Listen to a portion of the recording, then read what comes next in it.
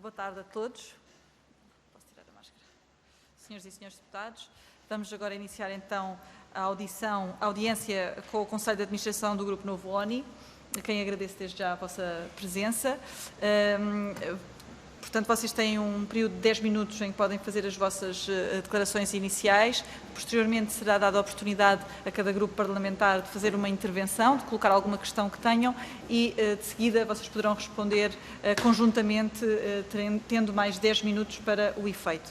Neste momento temos na sala o deputado Hugo Carvalho, do Grupo Parlamentar do PSD, o deputado João Gonçalves Pereira, do Grupo Parlamentar do CDS, o deputado Filipe Pacheco, do PS, já cá está, só que precisou de se ausentar, e temos via Skype a deputada Bebiana Cunha, do Grupo Parlamentar do PAN. E, portanto, eu passo então agora a palavra, esteja à vontade, Presidente do Conselho de Administração, Dr. Miguel Venâncio. Obrigada. Muito obrigado.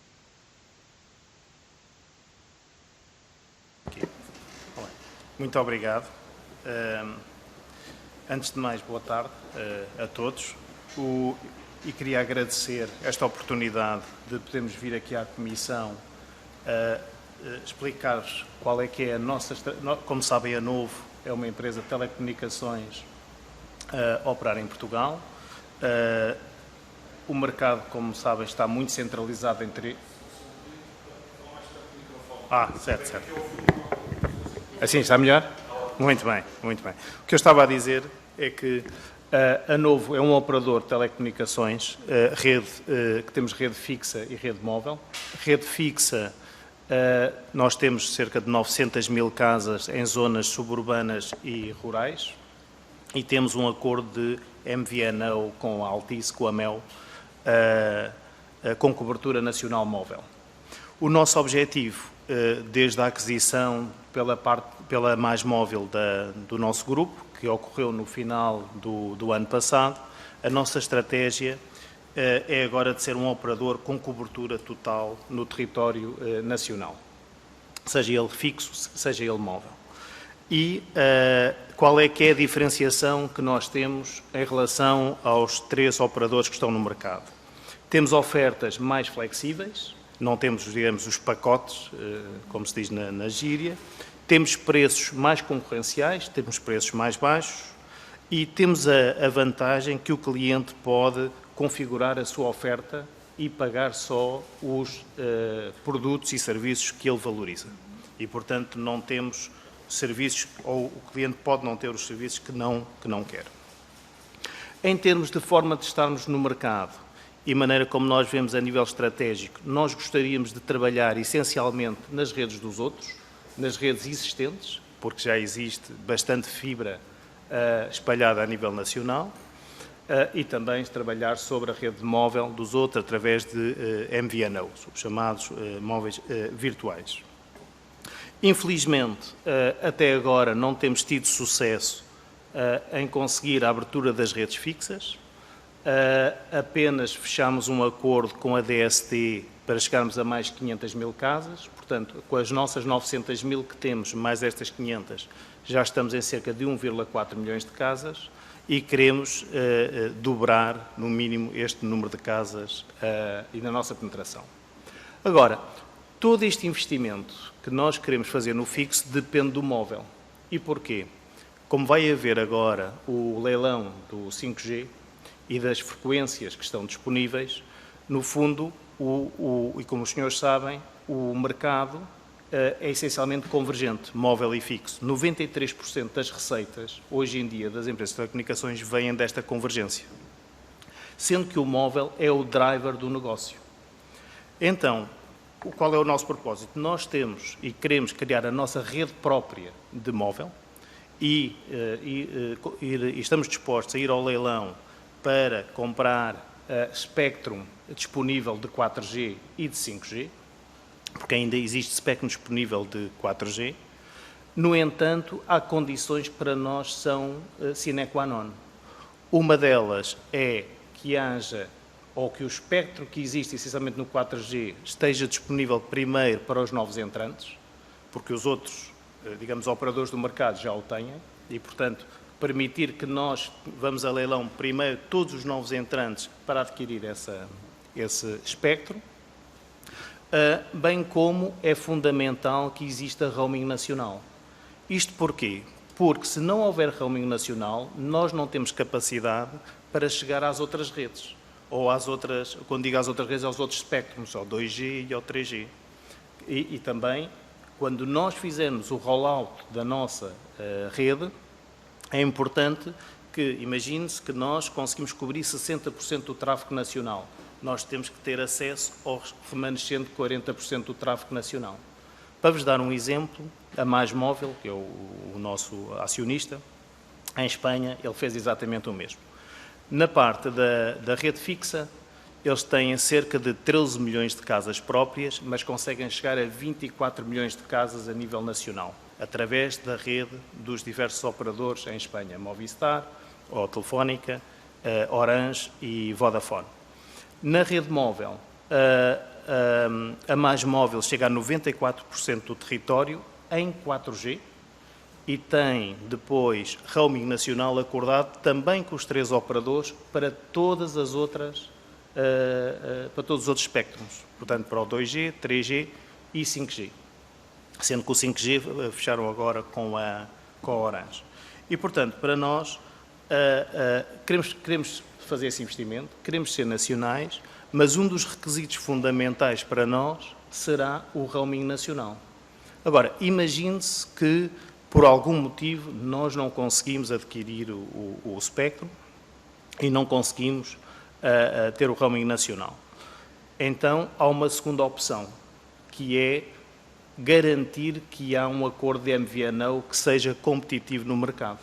Porque hoje em dia o acordo de MVNO que nós temos não é competitivo de todo no mercado, nem nos permite, tampouco, replicar as ofertas existentes no mercado a preços competitivos.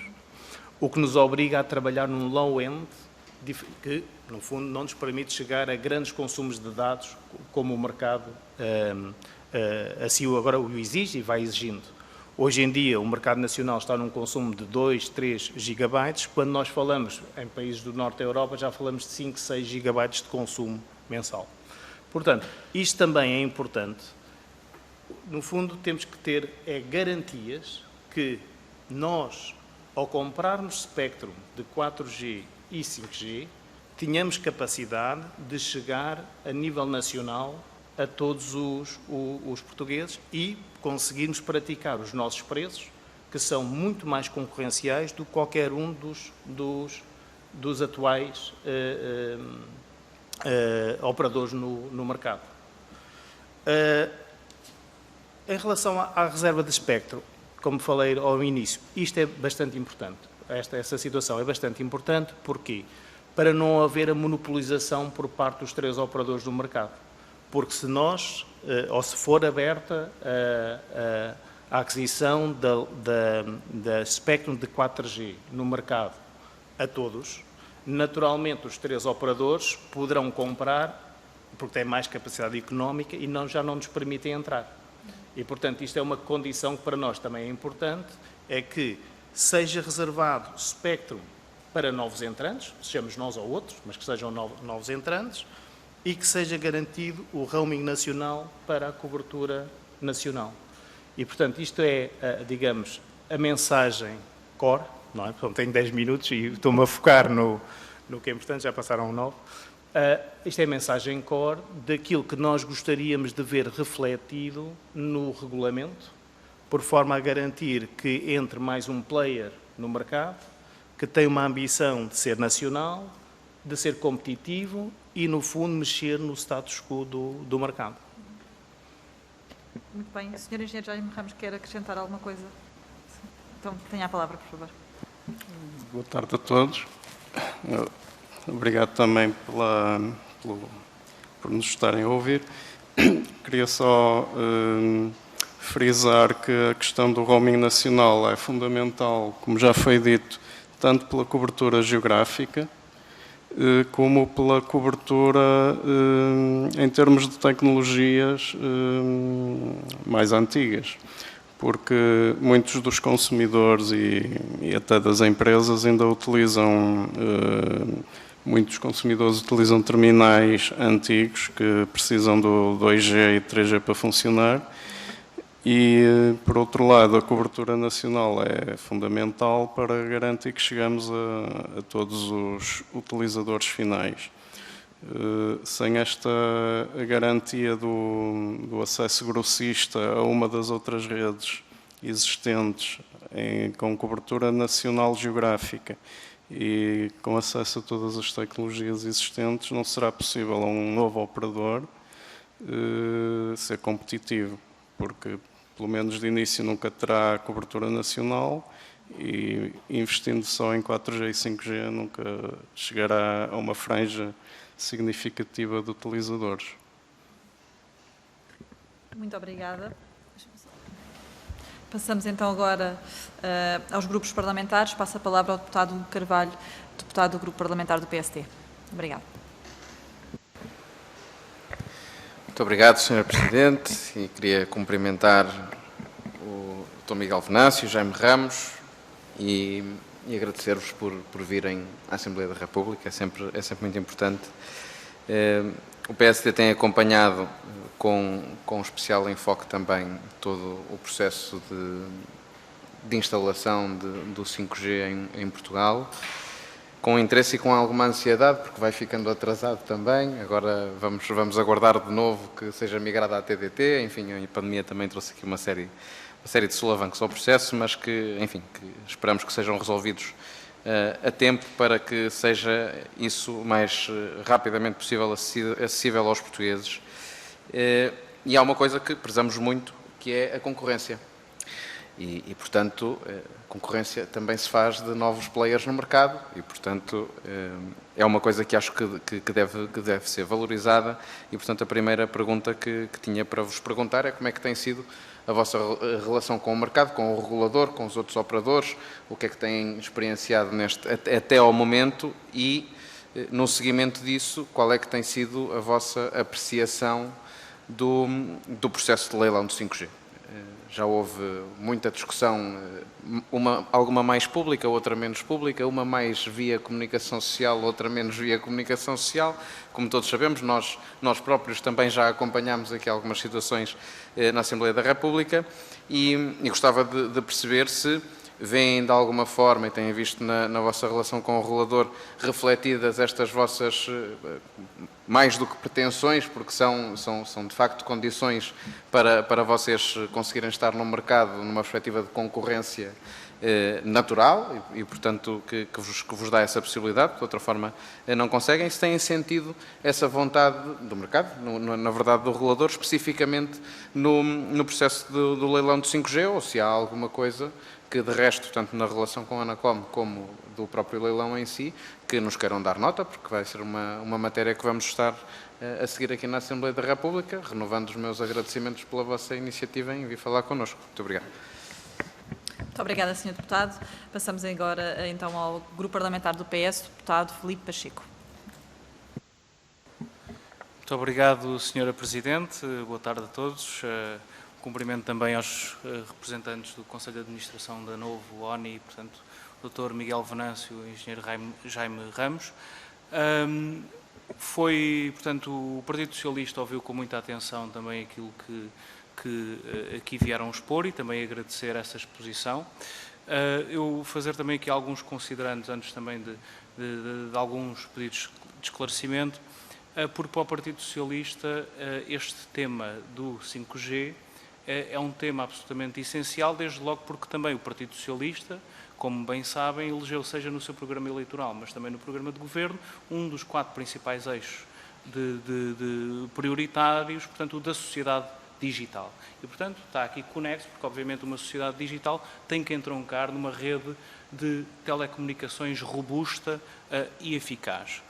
O Governo também apresentou recentemente, em março, o Plano de Ação para a Transição Digital, o Portugal Digital, em que até concretamente, em alguns dos seus pontos, refere, portanto, o 5G até na possibilidade de criação de zonas livres tecnológicas, não é? Portanto, a ideia é existirem espaços para a demonstração e teste de novas tecnologias concretamente fala-se no 5G, e depois também reconhece aqui que, na parte da conectividade e infraestrutura, que a percentagem de cobertura do 5G é fundamental como catalisador deste plano de ação de transição digital. A 7 de fevereiro, portanto, o Governo está alinhado com esta preocupação, e a 7 de fevereiro foi apresentada a Estratégia Nacional para o 5G, através de, como bem sabem, da RCM 7A 2020, que tem uma estratégia e também uma calendarização, portanto, para a distribuição desta 5ª geração de comunicações móveis, ao contrário até do que o Sr. Deputado Carvalho do PSD dizia. Sabemos que há aqui um atraso nesta calendarização, mas também sabemos os meses que temos vivido recentemente, motivados pela atual situação de pandemia pela Covid-19. Aliás, aqui a suspensão do processo de leilão até aconteceu não só no nosso país, mas também noutros países da Europa, mas eu acho que, acima de tudo, soubemos esta semana que ele vai retomar, e aqui o importante é falarmos aqui nos seus principais objetivos. E, portanto, focando aqui alguns, nós estamos a falar em garantir, acima de tudo, e um dos principais objetivos vai ser garantir uma cobertura estrategicamente seletiva e territorialmente coesa, com metas intercalares, falamos em 2020, 2025, e que a RCM que aprovou esta estratégia refere mesmo que o principal interesse nacional é atingir uma cobertura que seja territorialmente coesa, e os termos financeiros do procedimento de atribuição de espectro devem contribuir para este objetivo, sendo secundário o encaixe financeiro. Portanto, temos aqui um objetivo central, que é o de garantir uma cobertura que seja territorialmente coesa, robusta, não é? E, portanto, aquilo que... e fala-se também... Há aqui outro objetivo, que é o de termos, pelo menos, até ainda durante 2020, uma cidade situada em território de baixa densidade e outra no litoral, com mais de 50 mil habitantes, já cobertas por este 5G. E, portanto, aquilo neste contexto, e isto para relevar também a nossa preocupação com esta infraestrutura de comunicações, é como é que acham que tem corrido este processo de atribuição do espectro, também na relação com o regulador e também na calendarização, e nesta nova calendarização, se ela satisfaz, portanto, se satisfaz esta retoma do processo de leilão, esta ideia que apresentam de roaming nacional, aquilo que eu também pergunto é se será preponderante ou decisiva para este objetivo central, que eu há bocado referia, que é de garantir uma cobertura territorialmente robusta ou coesa, e também qual poderá ser, isto para terminar, Sra. Presidente, qual poderá ser aqui também um modelo de negócio associado aqui a esta existência de roaming nacional, se já têm algo pensado, alguma proposta. Muito obrigado. Muito obrigada, Sr. Deputado. Passo agora a palavra ao Grupo Parlamentar do CDS, Deputado João Gonçalves Pereira. Muito obrigado. Como sabe, cumprimentar os membros do Conselho de Administração da ONI aqui presentes, e de uma forma muito sucinta.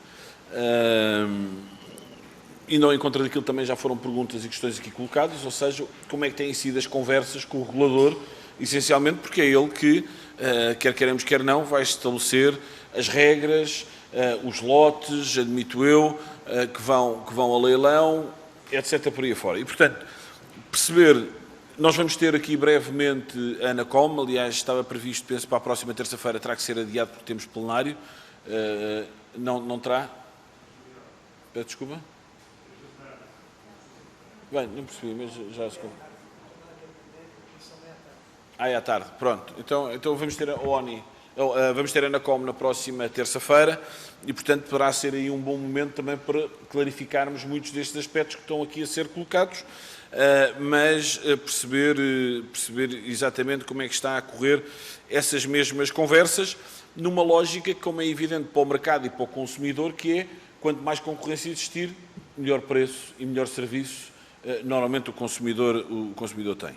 Há um processo aqui do 5G que está atrasado, o Covid veio atrasar ainda mais esse mesmo processo, e Portugal tem ficado para trás face a outros Estados que têm processos mais avançados. O Parlamento tem acompanhado por via desta Comissão este tema do 5G. O CDS propôs e foi aprovado em sede de Comissão a organização de uma conferência sobre o 5G, estando já O convite já está endereçado, embora não esteja definida ainda a data, mas como é evidente gostaríamos da vossa participação, como é evidente, numa lógica de não só informar o Parlamento num tema que é um tema complexo e, portanto, tem a sua tecnicidade e, portanto, é importante que o Parlamento se informe sobre o tema, mas também que a população em geral possa ser informada pelos diferentes stakeholders que envolvem todo este processo. E, portanto, ainda estamos para definir o programa da conferência, mas esta conferência terá que ter em conta aquilo que é o calendário do próprio leilão, e, portanto, terá que ser antes, como é evidente, e atempadamente, por forma a ter algum efeito. Caso contrário, o efeito seria meramente residual. E, portanto, ouvir agora mais em concreto, agradeço a explicação que deram e as preocupações que têm, mas em casos mais concretos, como é que tem sido este relacionamento e este diálogo com o relador relativamente a este processo do 5G? Muito obrigado. Muito obrigada, Sr. Deputado. Passamos agora para o Grupo Parlamentar do PAN. A deputada Bebiana Cunha estará a acompanhar-nos por Skype. Pergunto se nos estará a ouvir. Sim, boa tarde. Estamos sem imagem, não sei... Só um bocadinho. Sim.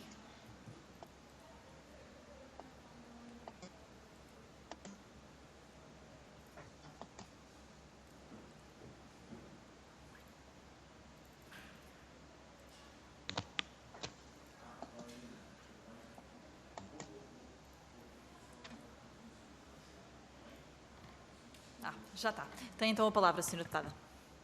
Muito obrigada, Sra. Presidente. Aproveitar para cumprimentar os demais senhores e senhoras deputados e cumprimentar o Conselho de Administração do Grupo Novo, ONI, Miguel Venâncio, Jaime Ramos.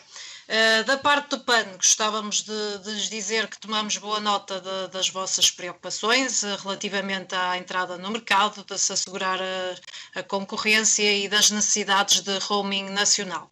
Aliás, são várias as assimetrias naquilo que é o acesso à rede, que claramente acentuam desigualdades sociais e regionais. E gostávamos desde logo de vos perguntar como é que perspectivam esta questão das desigualdades e estratégias para as colmatar. Depois não podemos deixar de aproveitar esta oportunidade para vos colocar uma série de questões relativamente à tecnologia 5G, sabendo de antemão que de facto esta base tecnológica permitirá aumentar a velocidade de processamento de dados, reduzir períodos de latência, representará de facto um salto tecnológico, permitirá aqui desde a introdução massiva da sociedade de veículos autónomos, cidades inteligentes, robótica, inteligência artificial, etc. Mas face àquilo que são os benefícios desta inovação tecnológica, têm também havido algumas movimentações face a algumas incertezas que possam haver decorrentes da implementação desta tecnologia ao nível dos impactos, nomeadamente na saúde, no ambiente e até ao nível da cibersegurança. E, portanto, alegando o princípio da precaução, existem alguns países, algumas regiões e cidades que decidiram não implementar nesta fase o 5G, seja o caso da Suíça, Chipre, algumas cidades europeias, entre elas até Bruxelas, por exemplo. E a nossa questão é se gostariam de comentar esta posição destas regiões, destes países, destas cidades. Depois gostaríamos de trazer aqui também a própria resolução do Conselho de Ministros, já aqui referida, dia 7 de fevereiro, portanto, em que é aprovada esta estratégia e calendarização, no fundo, da distribuição da quinta geração de comunicações móveis. É referido um calendário, são referidos 2 projetos piloto, numa cidade litoral, outro numa cidade no território de baixa densidade. O que gostaríamos de vos perguntar é o que é que pensam sobre esta calendarização, o que é que pensam sobre estes projetos piloto. Por fim, também a própria resolução do Conselho de Ministros estipula a criação de um grupo de trabalho relativo à segurança das redes 5G, tem como objetivo assegurar uma revisão periódica da avaliação nacional dos riscos de cibersegurança, elaborar um relatório bimensal que dê precisamente resposta a estas preocupações, e o que gostaríamos de vos perguntar é precisamente precisamente o que nos podem dizer sobre estes mesmos riscos ao nível da cibersegurança no que diz respeito à tecnologia 5G. Muito obrigada. Muito obrigada, Sra. Deputada. Passamos então agora para a segunda fase em que poderão responder aos senhores deputados. Deixar só a nota que o deputado João Gonçalves Pereira teve que se ausentar, mas fez questão que vos informasse que ele posteriormente ouvirá aquela que for a vossa resposta. Tem a palavra então o Dr. Miguel Venâncio. Muito obrigado. O microfone, por favor. Muito obrigado pelas vossas perguntas. Respondendo aqui ao doutor e ao Sr. Deputado Nuno Carvalho, qual é que têm sido as relações com os outros operadores, a ANACOM e a apreciação do 5G, em linhas gerais? Nós temos-nos esforçado em reuniões e em contactos com os outros operadores, nomeadamente a MEO, Altice, Vodafone e nós, no sentido de eles nos abrirem as suas redes fixas, bem como negociarmos um possível MVNO, e não temos tido qualquer êxito nas reuniões com os três operadores. Com a ANACOM vimos a ter um contacto regular, a manifestar as nossas intenções em termos de sermos um operador nacional e os requisitos que para nós fazem sentido para chegarmos a esse intento. Algumas destas pretensões têm sido acolhidas pela ANACOM, nomeadamente no draft que há de regulamento, já se fala para o 4G haver, para novos entrantes, uma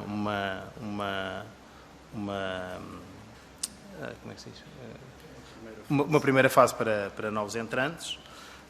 Mas, por exemplo, e aqui ligando um pouco também com a pergunta do deputado Filipe Pacheco, que tem a ver com como é que nós... agora perdi-me aqui um bocadinho. Como é que nós garantimos a cobertura, não é? Como é que funcionaria a cobertura? Porque, por exemplo, no regulamento diz que nós devemos ter algumas regras de cobertura nos 3.6 GHz. Quando nós falamos que vamos fazer essa cobertura mais a nível rural e nível interior do país, nós achamos que essas regras devem ser nos 700 MHz. Porquê? Porque é uma rede que tem um spread muito maior e mais fácil. E, portanto, um dos requisitos que nós pedimos foi que essa alteração para se chegar a regras, digamos assim, que obriguem a cobertura, seja feita nos 700 MHz e não nos 3.6 MHz.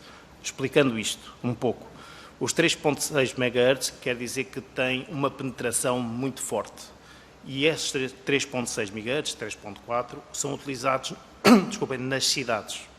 Para quê? Para haver uma boa penetração do spectrum e os móveis poderem aceder.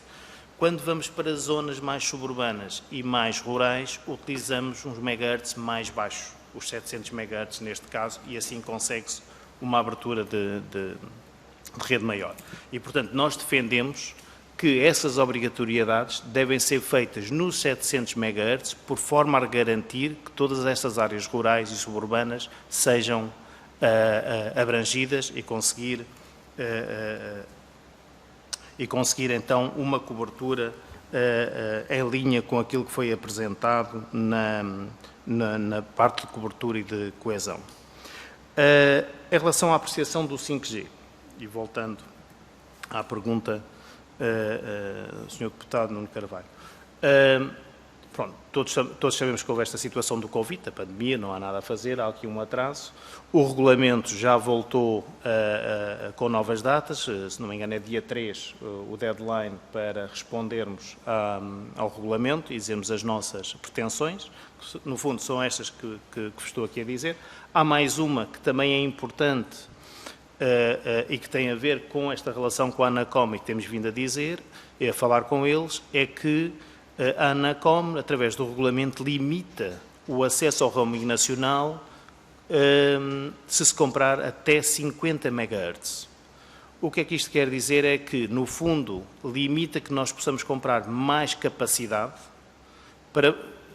e no fundo não temos a capacidade eventualmente necessária para termos um deployment de rede que faça sentido para poder ter acesso ao roaming nacional. E, portanto, isso para nós não faz qualquer sentido. Achamos que não deveria haver limites no megahertz, a não ser o top dos 100 MHz, digamos assim, mas não devia limitar em baixo nível 40, 50 ou 60 ou o que seja, para poder ter acesso ao roaming nacional. Portanto, isso devia ser livre. E, portanto, isso é uma das outras condicionantes que nós temos vindo a falar com a ANACOM, que deve ser retirada. Também na resposta ao regulamento, nós vamos mencionar todas estas particularidades.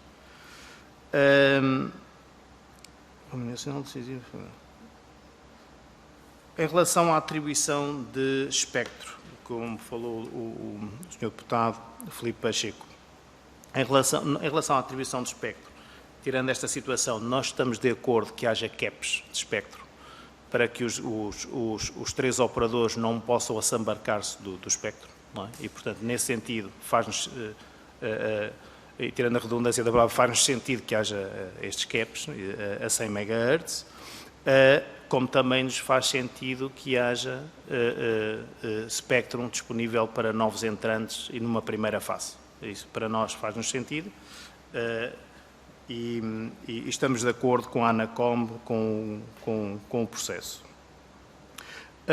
Agora, em relação ao roaming nacional, se é decisivo e preponderante, eu diria-lhe que sim. Não só para nós, mas para qualquer novo entrante. Porque é a forma que tem de poder chegar a nível nacional. Porque hoje em dia não consegue. Hoje em dia, se nós quisermos chegar a nível nacional, eu falo com qualquer um dos 3 operadores e não consigo. Então é importante que o regulador aqui tenha uma mão firme para garantir que há concorrência no mercado. Isso é fundamental. E o roaming nacional, se nós vimos na Europa, talvez sejamos um dos poucos países que não tem roaming nacional. Não é? Portanto, não faz sentido, hoje em dia, haver esse protecionismo, digamos assim. Porquê? Porque na rede móvel, ou se aproveita agora e se compra Spectrum e consegue-se ter penetração, ou então está fora. Na rede fixa, pode sempre construir. Ou constrói mais, ou constrói menos, ou acede às redes dos outros, mas no móvel não tem hipótese, porque não há segundo mercado Spectrum. E, portanto, este é o momento para, a nível nacional, haver uma concorrência, ou criar-se uma concorrência na área das telecomunicações. E é isso que nós defendemos. Eu penso que respondi à sua pergunta e também à do Dr. Nuno Carvalho. Em relação à pergunta do Sr. Deputado João Gonçalves Pereira, eu acho que respondi, quando respondi às perguntas em relação da ANACOM. Em relação à Sra. Deputada Bárbara Cunha do PAN. Falando... desculpe, é o que eu vi Bárbara por baixo. Em relação às desigualdades e estratégias. Vamos lá ver. Hoje em dia existem desigualdades. E existem desigualdades no mercado. E como é que elas? Primeiro, há uma desigualdade que é os preços que nós praticamos no mercado são desiguais dos 3 operadores. Não é? Porque quando nós vemos os preços dos 3 operadores, eles são muito similares. O nosso é que se diferencia dos deles. E, portanto, como nós não conseguimos ir a nível nacional, digamos que, em termos de desigualdade, ela existem aqueles clientes que conseguem estar nas nossas zonas e oferir das nossas tarifas para os outros todos. Mas depois há uma desigualdade ainda maior, que é os outros operadores acompanham-nos nas nossas regiões com preços semelhantes aos nossos, que não praticam depois a nível nacional. E isto sim, isto é que é uma desigualdade para todos os portugueses. Isto para nós é que não faz qualquer sentido. Em relação à estratégia, a estratégia que nós queremos fazer, e como já disse há pouco, é de um crescimento sustentado a nível nacional e penetração nacional. E, portanto, nós vamos ter a capacidade de investimento e de penetração no mercado que nos permita essa abrangência. E, portanto, tanto em desigualdades vão-se minorar e em termos da estratégia é garantidamente sermos um player forte no mercado, como a Mais Móvel exatamente fez em Espanha. A Mais Móvel, para terem uma ideia, em 2015, à volta disso, faturava 100 milhões de euros, hoje fatura 1,7 bilhões.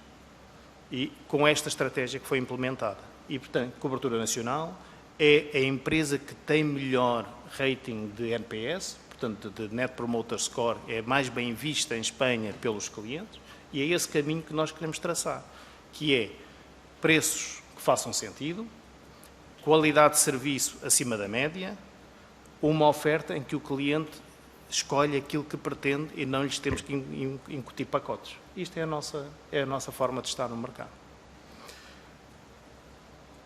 Em relação aos impactos da saúde e riscos de cibersegurança, para ser muito sinceros, não venho preparado para responder a essa pergunta.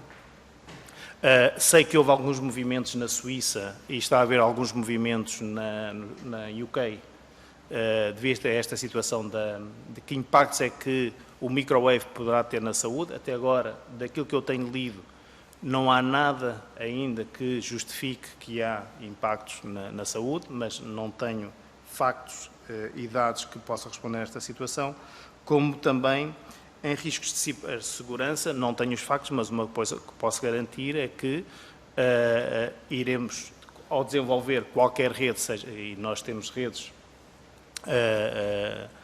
VPNs com várias empresas, além dos clientes de B2C particulares, em que nós temos cibersegurança e temos todos os métodos e metodologias para colmatar e para evitar que haja ataques. E, portanto, iremos proceder com os mesmos mecanismos de controlo e aperfeiçoá-los à medida que as tecnologias assim o necessitem.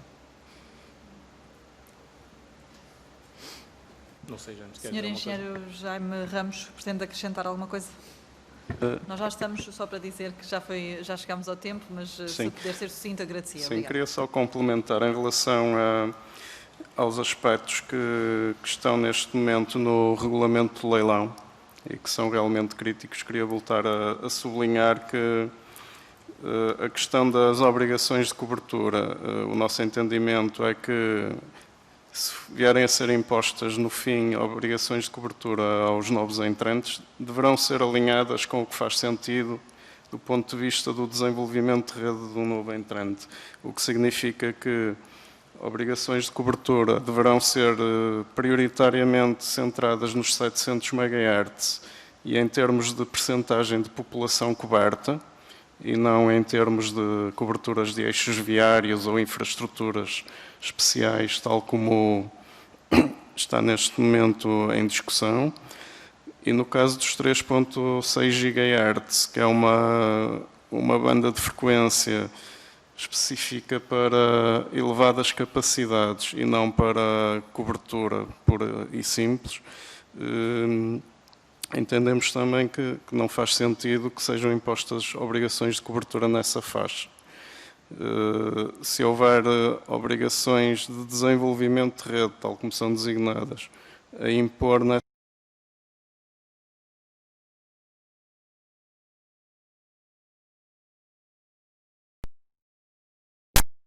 de rede móvel própria no terreno, deverão prever prazos mais alargados de cumprimento, uma exigência menor do que para um operador já estabelecido e, portanto, algo que faça sentido do ponto de vista do plano de negócio do operador.